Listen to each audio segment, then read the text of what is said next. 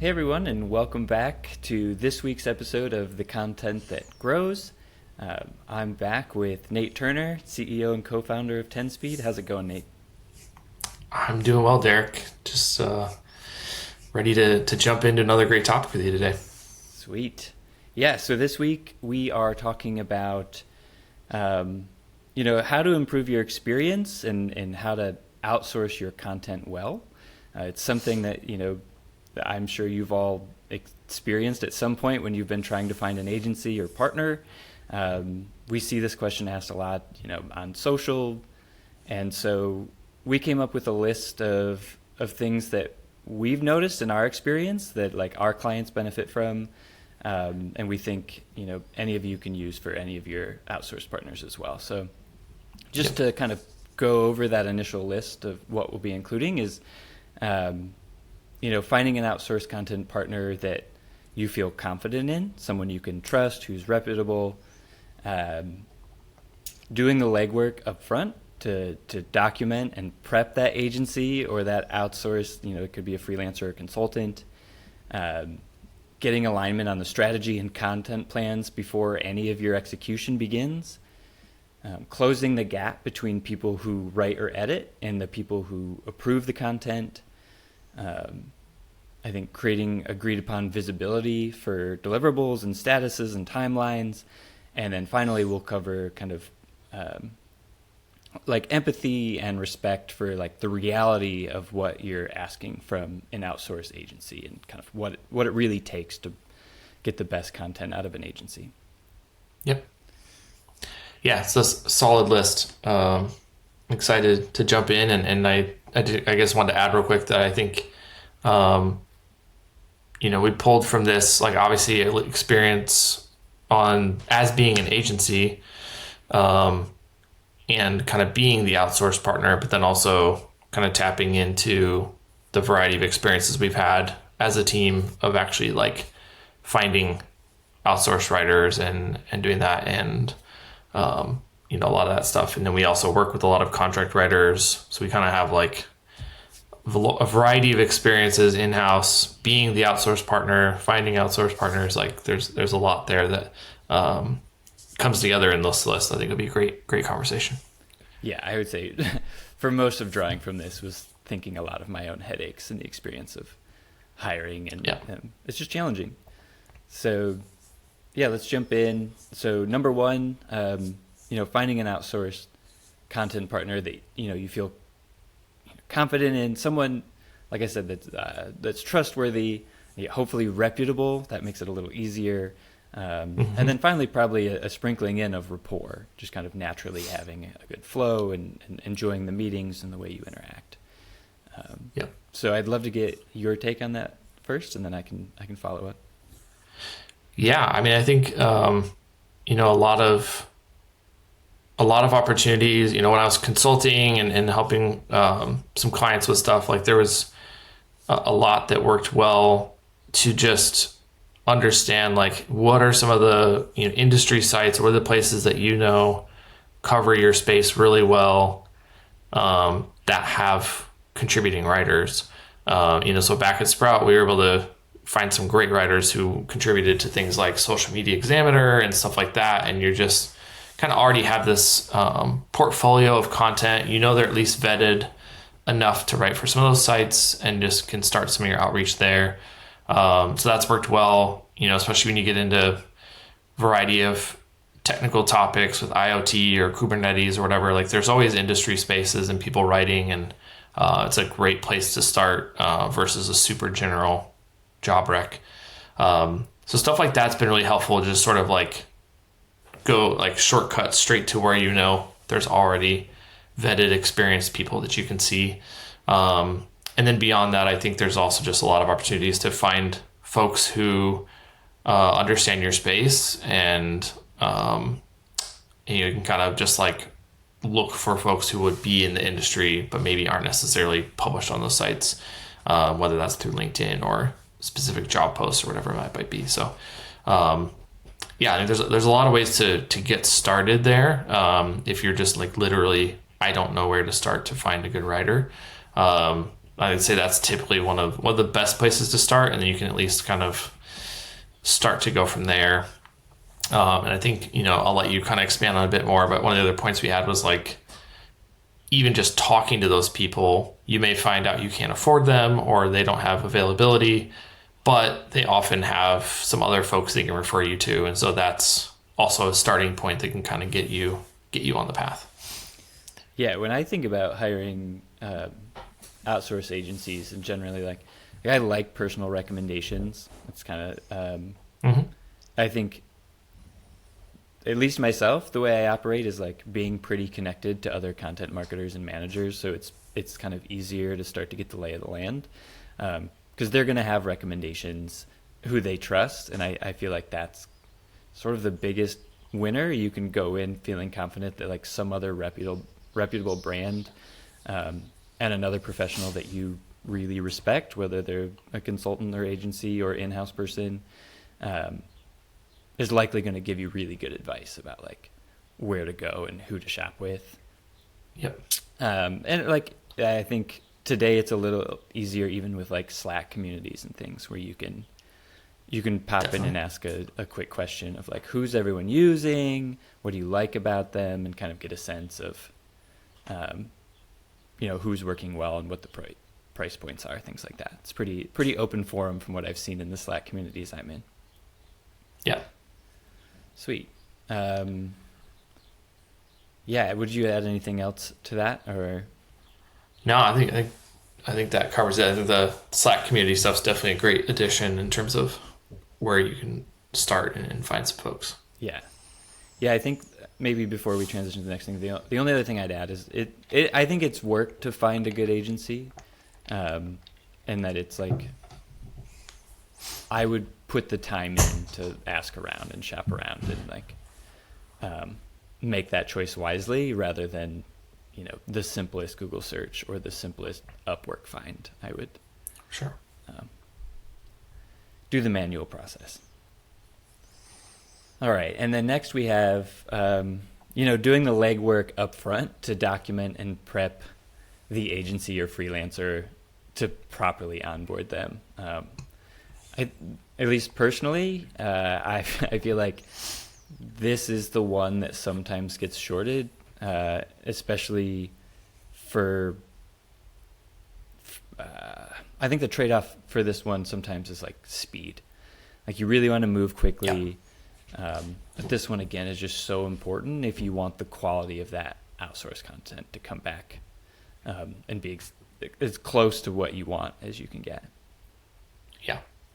I agree. And I think your point on speed is good because as an agency, we've had a lot of focus on trying to make it as light of a lift as possible for our clients. Like, not this thing where it's like, oh, well, the first 3 months are just us getting onboarded. Like, that's ridiculous. And, and so we were always kind of trying to focus a bit more on like, how do we just get ramped quickly?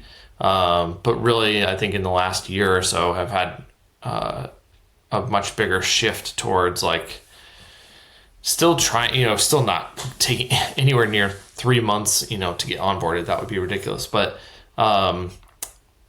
trying to figure out ways to like still automate or make, asynchronous some of the work we need from our clients and templates and forms or whatever it may be, like really try to get as much context as possible in a way that's like we can, scale that and replicate it and have consistent way to understand all kinds of stuff, pain points and their users and product positioning and competitors they can talk about and competitors they can't talk about and just all kinds of stuff there that definitely plays into everything overall. And so I think that really does become a huge factor. It's not just, your brand guidelines or something like that. There's like a tone and voice guide. Like there's a lot that goes into that, and having that right context. And so I think that's a great point that doesn't matter if you're bringing on an agency for, a big engagement or one freelancer to do, 1 or 2 blog posts a month, like they still need a lot of that same context to really be able to deliver good work. Yeah, no, absolutely. I think especially, you mentioned briefly like brand and style guidelines, voice and tone and inclusivity, things like that. Something that I feel like for these types of engagement and what we do, like having ones that are shorter and almost specifically for your agency can be really helpful, so that it's not, because they're dry and they're boring and you probably don't need to know a lot of them. And so like trying to simplify them down to the basic bullet points of like, this is what you're going to interact with and this is where you're most likely to trip up, is going to help you with that. I know, being on the agency side, something that's always helped has been product demos. And for the async, like if you can send, that outsourced agency links to someone doing a live demo of a specific thing, or, it's wonderful if you can get on a call and like field live questions, but sometimes that async is going to be fine. And then the only other thing I would say that like is sort of an ongoing piece that you just want to have clear, because usually it's coming from the internal guidance of the marketing team or leadership, is like CTA goals, things like that. So when you're building them and you're trying to figure out like, okay, what are we pointing to? What are we emphasizing? Making that clear can prevent like the writer or editors from like repeating the same features that they know about and push them to learn. So it's an active process, but those are some of the things that I think help that. Yep. Yeah, and I think it's also helpful, you don't need to like, if you bring on a freelancer, again, 1 or 2 posts a month or whatever, even 3 or 4, like they probably don't need to have like the entire strategy and, topic roadmaps and all kinds of stuff offloaded onto them. But like, it is helpful to give people more context than just whatever topic you're asking them to write about. And so, yes, you can give tone and voice. Yes, you can give some of the other stuff about your positioning and whatnot, but like help them understand what you're trying to accomplish with the content and how these couple pieces a month fit into the broader strategy, at a high level. I think just gives writers or agencies just much, much better context, even just how to approach that and make sure it really fits in and feels right. Because otherwise you're in-house, why you want the piece, and it comes back and it just feels off. And that's because it doesn't maybe totally feel like it flows into the bigger picture. And that's because there wasn't that context given. So that would be the last thing I would maybe just add there is, especially with freelancers who you may just view as like, I'm just going to send them a few topics a month, just make sure they understand the bigger picture. Yeah. Yeah. And I find when you give them the bigger picture, it does this thing for the writer or the editor or whoever that like, they're more bought in, like you become the easier client to work with. And so they're kind of excited to do that. And they feel like, oh, I understand what I'm contributing to here and like how it should push people. And if they're one of the people who gets to see the analytics and stuff, like they can share in your wins. It's just like all around a better feeling. Yep. Agree. Sweet. Okay. Next point. The importance of, getting alignment on, strategy and sort of that big picture content plan, before execution begins. So let's dig into that a little bit. Yeah, I mean, I think, I guess I kind of just touched on that a bit, but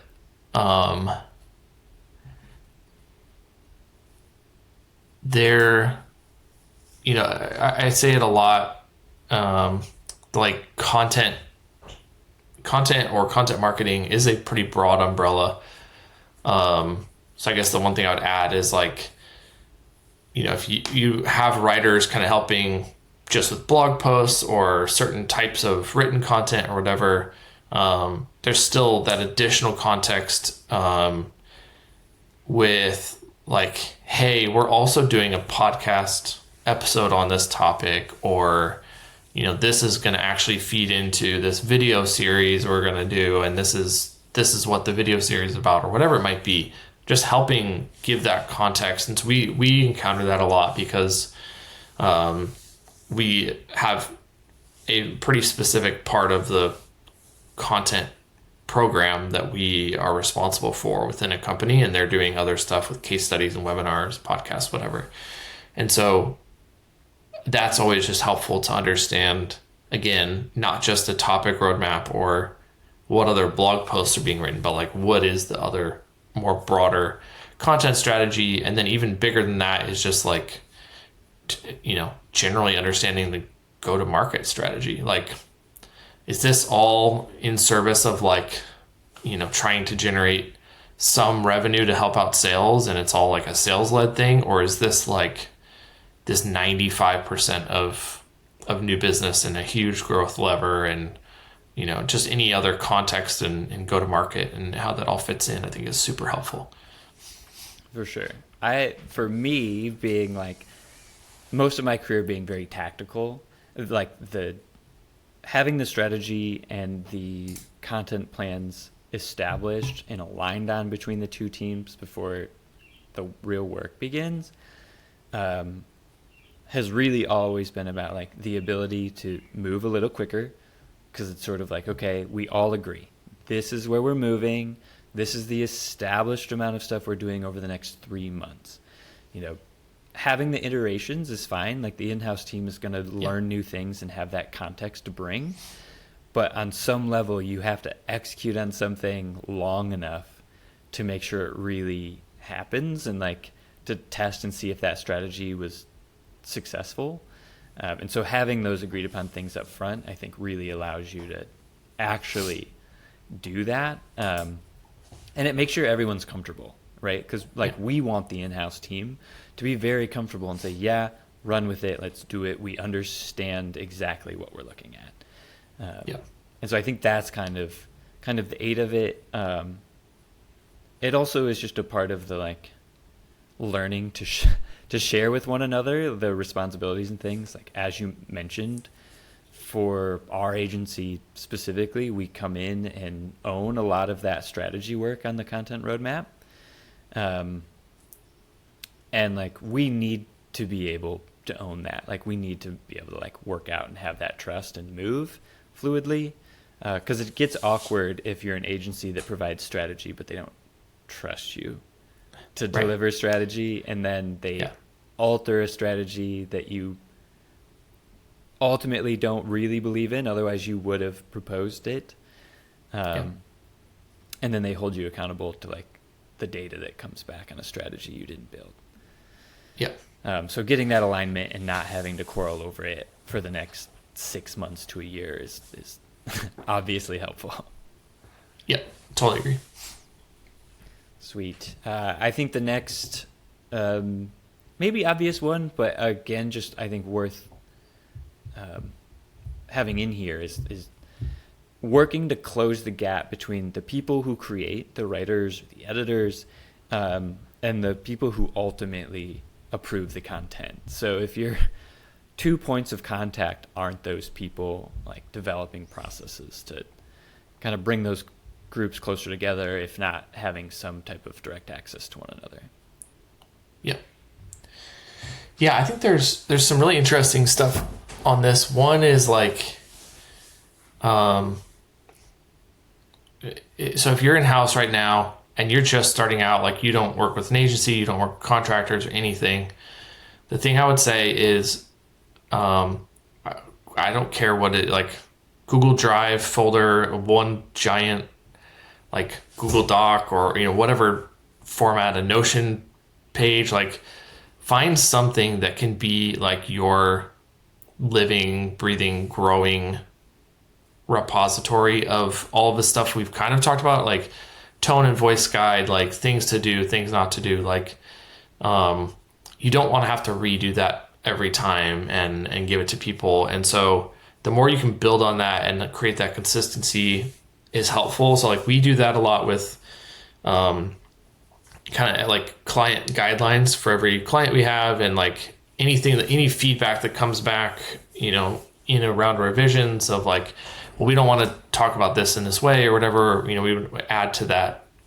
repository on our end and make sure our writers have it. And then the second part of that is like, we do have some cases where there's more like clinical or technical reviews that also have to happen. And so you really want to make sure, whether it's through like an SME process or just like a repository, like I was saying, we want to have that end result, like whatever that end is, if it's clinical or technical or just another editorial team outside of who you're working with. What are the things that pass the check, and how to just make sure it does that? Because obviously no one wants to keep having to comment or edit the same things over and over and over.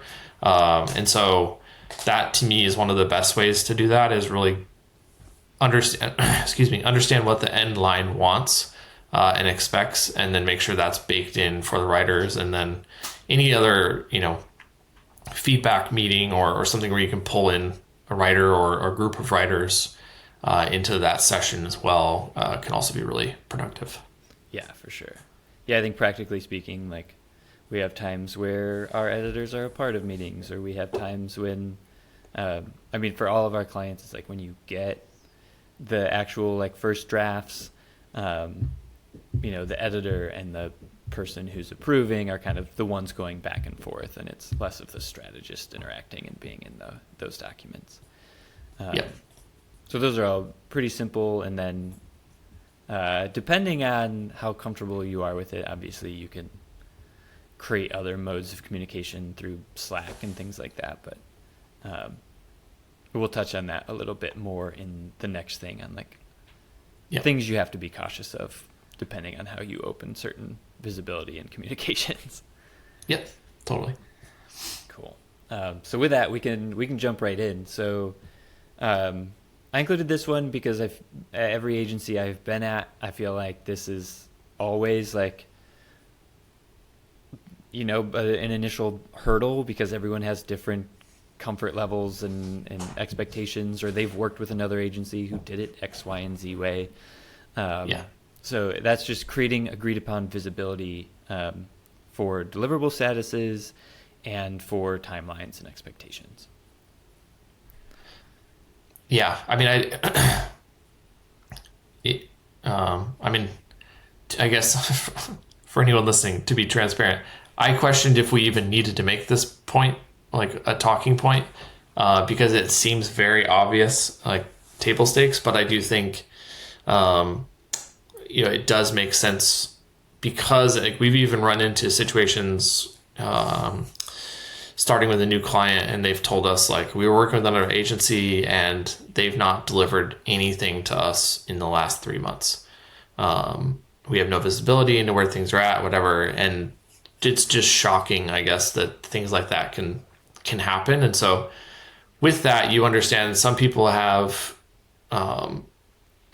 bad experiences in the past, or definitely just have internal expectations that there's a lot more visibility being reported up or anything like that. So it's definitely an important point, in this context in terms of outsourcing that, you as the person finding a freelancer or an agency or both, like you need to understand what that is, whether that's, Asana or Teamwork or some sort of project management tool, or, however it may happen. You just need to know when things are coming, when to expect it, what's the cadence, all of that. So I definitely think that visibility is important. And like you said, everyone kind of wants different degrees and flavors of it too, which can be somewhat challenging sometimes, but totally makes sense given that everyone's in a different circumstance. Yeah, for sure. And we've experienced our own iterations of this with like how much transparency we're able to give in some effort to like protect them and protect ourselves from overwhelming each other. To get back to our last point, which was like, we've been dabbling a little bit in like having a shared Slack channel and things like that. And I think based on like what I hear, that seems to be working well and people are respecting each other's times. But I've also worked in spaces where both the agency and the in-house teams are just like back and forth, and they're sharing a little bit too much, and they're like, hey, I read this new thing, like, have you read it? And they're sending it over, and like, that's fun. There's an element of like, I'm glad you're invested, and like we can share those ideas, but there's also just like, I can't be attentive to every question that pops into your head, and we need to like prioritize these for the monthly meeting and Sure. that kind of thing. So yeah, I think those things can go sideways. We've not had any issues, as you said, on the Slack Connect channels we have with clients, and I think the biggest thing is just making sure people understand SLAs, because people get conditioned to like slacking someone and expecting, their coworker to respond within a few minutes. And obviously you Slack someone, an agency, and they're on a call for an hour or whatever, and you just different things like that just I think as long as everyone understands that, it's possible to do it well. But yeah, I think there's really good ways to build that rapport and build the trust through the visibility, and I think that's ultimately a really positive thing. And like I said, to me it seems like table stakes, but I can understand now that maybe isn't the case everywhere with everyone. Yeah. I think one thing that helped even initially a few years ago when 10 Speed was starting was just getting in writing like the number of days turnaround at each process that everyone gets. Like, we know it's a little slippery and we're all managing a bunch of, different teammates, but having those guidelines and holding people to it, where it's like, when this hits your inbox, you've got these 3 days or these 5 days to respond. If you don't, then it just moves along. And everyone needing to respect that and respect each other's time. So having those things up front is very helpful. Totally. Okay, that brings us home to our last point. And this one is just like, again, just having empathy and respecting like the entire reality of what outsourcing your content is, and like what you're asking an outsource agency to do. Obviously, they're promising the service. They need to be good at it and come with their workflows and understand how to get the best out of you as well. But I think really understanding how this works can limit the amount of frustration you experience. Yeah, I think everyone goes through that initially whenever they first deal with outsourcing, whether it's to a freelancer or anything, writing service, an agency. Like this is why the content briefs became such a big deal for us, at Sprout, and ultimately evolved, I think, into just sort of like an industry norm over the years. And it's a perfect example of like, if you just say to someone, hey, can you write me a blog post on this topic, that is, you have no idea what you're going to get back versus, laying out, here's the intent, here's what we want to accomplish, here's how it relates to other content we're doing, here's the rough outline we want. Like, all of that just puts so many guardrails and helps ensure that what you get back is closer. And I say closer because that's the other thing, is just understanding that things are not going to come back 100% ready to go. And that's just the reality. And obviously everyone should be striving for it to be as close to 100% as possible. But going into it knowing like there's going to be a little bit of touch up or editing that's needed, is I think critical to just having success with the freelancers. And and understanding that like you can certainly, first of all, in-house content still needs to be edited by someone.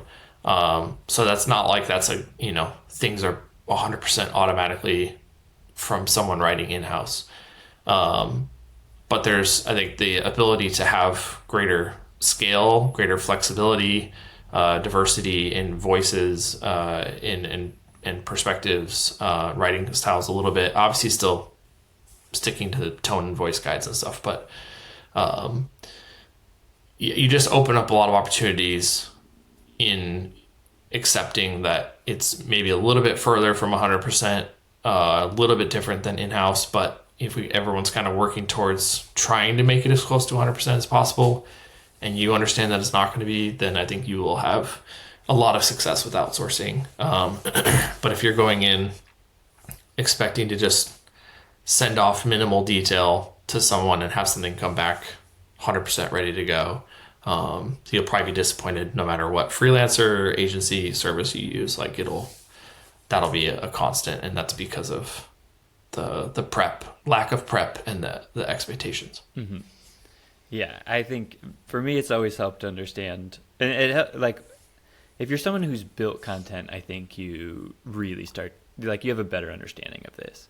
But if you've kind of always been in a role where you only manage this part of it, it's just like, I don't know, very practically like understanding that different types of content are harder to produce. If you want pure, real, rich thought leadership content, then like that just requires more hands-on processes. Like we have to have a way to pull that out of the actual thought leader in that space if we don't have one on hand.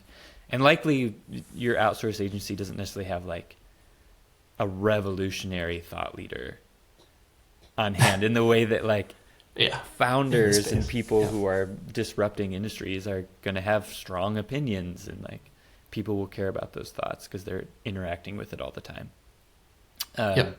So that's much more difficult than, say, you're kind of top of funnel, there's an objective answer, that like you can do a little bit of research and probably know that like whatever actor is 100 years old, like that sort of stuff is like, it's going to be easier to create. And then I would say that like, just expect to like do heavy edits to start. It doesn't matter if they're really great outsource partner or not. Like that's just going to be beneficial to like you, like not only do you want to provide the edits, but like give them some thought processes if they're sort of these elements that are more style or brand focused, or it's just important for you to like have the writer display a way of thinking.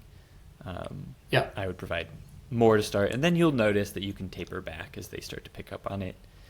And then this is just from listening to editors forever, but when I mentioned in the last point this sort of like back and forth where you get a first draft and then you make a couple edits and it goes back to the agency and then they get 3 to 5 days, and you're sort of sending it back into these timelines extending when the deliverable date is going to be finalized. It's starting to pick up on like, okay, when is it worth it to send that back into an official edit process?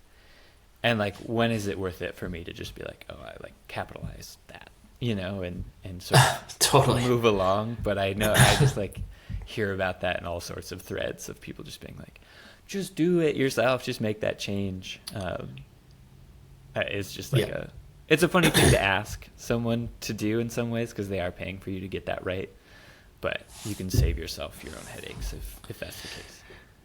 Yeah, and I think that it goes back to what I was saying before. Like you want to communicate that preference and document and make that part of your repository to make sure it doesn't keep happening. But yes, to add multiple days or whatever it might be for it to go back and then come back again when you could just change those 4 or 5 things in the process of publishing the content, it may not make sense. So I think that's a good point to consider. And I think the other thing is like it's just helpful. I think a lot of folks can maybe err on the side of like, well, we're just going to outsource it, like, because it, like, I don't have to deal with it. I don't like that perspective. And it's, if you think about outsourcing, again, single freelancer, an entire agency, whatever it is, if you think about it in the context of hiring an employee, then like check yourself on that, because you would never just hire an employee and be like, well, I'm just going to hire them because I just don't want to deal with it. I don't want to think about it. I don't want to like give them minimal direction. And you don't hire someone and go, just go do marketing and make us more revenue, or, you know, the equivalent, I guess, of just giving them topics without much other direction or context. And I think, you know, the reality, like you said, heavy editing up front, like when you bring on an employee, like there's more time to bring them up to speed. The repository is very similar to having documentation within your team. Like, these are things we do, we've documented it, so we don't have to go over it every single time. And there's a lot there that if you just think about what you're doing in that context, like, would I do this with an employee? No.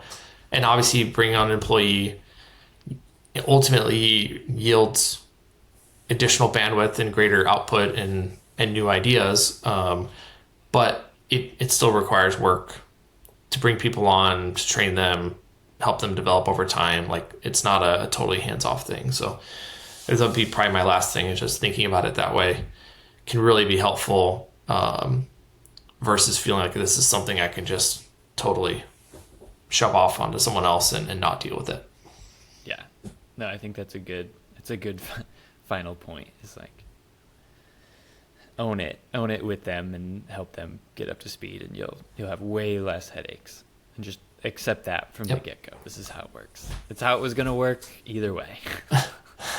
Yeah, exactly.